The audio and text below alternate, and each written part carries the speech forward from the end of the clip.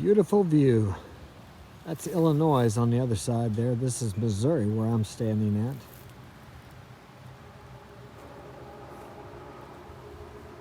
Gorgeous. Well, here I am, back at the river today.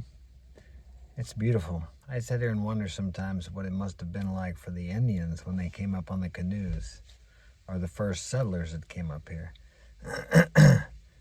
This is probably one of the greatest or the biggest views we have around here in Missouri. You can see for miles and miles up both ends of the river. But I come up here because, as I told you yesterday, I have this job that is a little stressful, and we're wrapping it up. Probably be finished tomorrow. But sometimes you just need to get away. Sometimes you gotta let shit go. You have no control over anything really, except for how you react to things, how you perceive things. Now, how can I look at this? I could look at it like, shit, I'm not making hardly anything on this job. Or I could look at it like, this is building some character. This has put me in a spot where, am I gonna do what's right? Or am I gonna do what's expedient?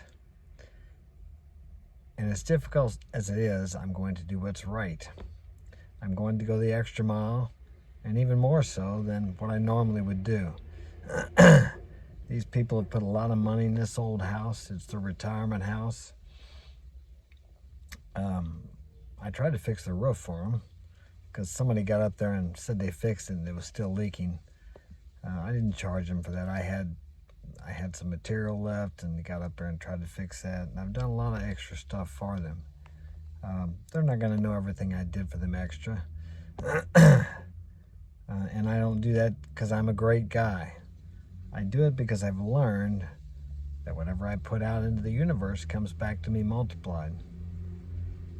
I got that from Jim Rohn, the little saying where he said, you'll never get paid more than you're getting paid now until you do more than you're getting paid for now. And I've found that to be true. Now, I don't expect anything back from these people. And that's not why I do it. I do it because it has an accumulative effect. Or it's putting out goodwill. I'm not really sure how to describe it. I just know that it works. I've experienced the other side of that coin, where I live for myself and what's in it for me, how much can I make, how much can I get out of everything. And I didn't like the end of that too well. So I found out now that whatever I want in life, I give it away. If I want more work, if I want better quality work, then I give work away. I give more quality away. I give people more than you're paying me for. I give them what they want and more. Because how do I want to be treated? How do you want to be treated? Don't you like when people give you extra and don't ask you for anything in return? Those people know. They know how life works. We come here and we think that we got to go out there and get what we want. You got to make it happen. And there's enough truth to that to get us on the never-ending treadmill or rat race or mouse cage to think that's the only way we're ever going to get anything, is by going out there and getting it and taking it from someone else, maybe. Out hustling the other person, out competing the other person. But there's another way to win in life. That is to make sure the other person wins. And then everyone wins. For example, I'm an employer. Think about that. I give to the client, I give to my employees, I'm in the middle, I receive compensation from both. And from other clients down the road also. I have to, I have to take care of my clients, I have to take care of my employees. I have to treat them the way I want to be treated. And then things work out.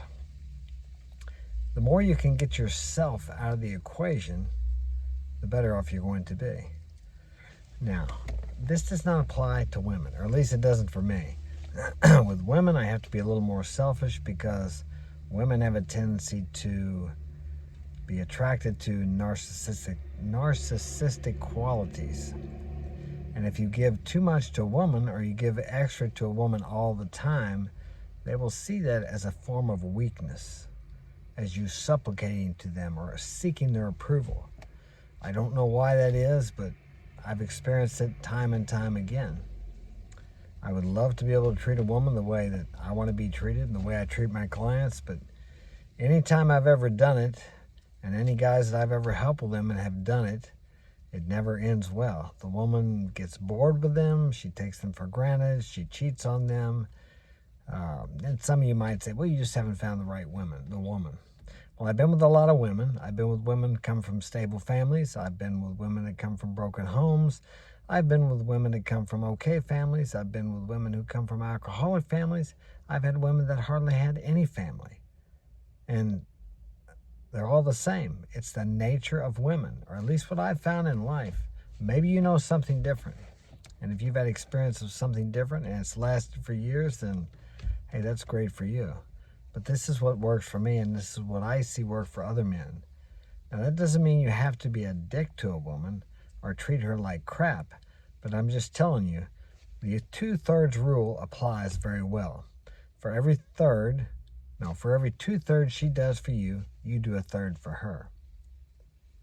Yeah, that's kind of how it works. I've had a tendency to go overboard sometimes when the woman does something really good for me. I appreciate that, and I love to show my appreciation, not just to women, but to men.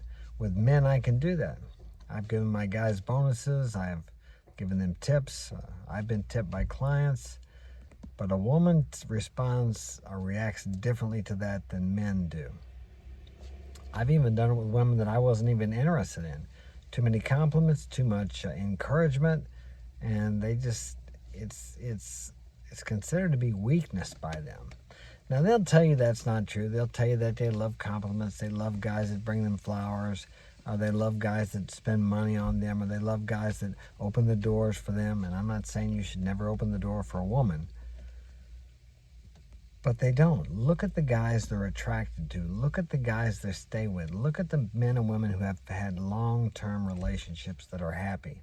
Now, it's hard to tell what goes on behind closed doors. Just because someone's been married for 30, 40, 50 years does not mean that it's a happy marriage, that it's a functional marriage. So you have to remember that also.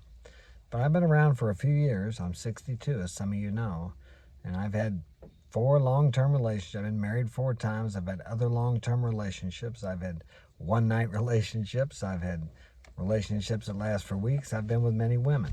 Not as many as some of these new guys, because women are a lot looser now than they was when I started out, unfortunately.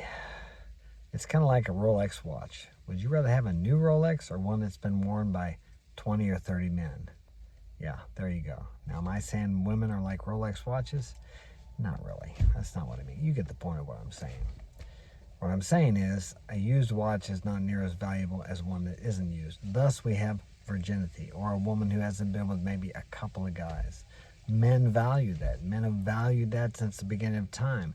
Women don't have to like that. That's just the way it is. You don't have to like that the sun comes up in the morning and blinds you if you look at it, but you better put on a pair of sunglasses or turn your head away. That's just the way it is. All right, like and subscribe. Check out my books on Amazon. Remember, December 3rd, King Dre, Afi Kingdom, and AV Alpha Villains are going to be live on my podcast Saturday night, 6 p.m. December 3rd. Be there. Take care. Have a great day.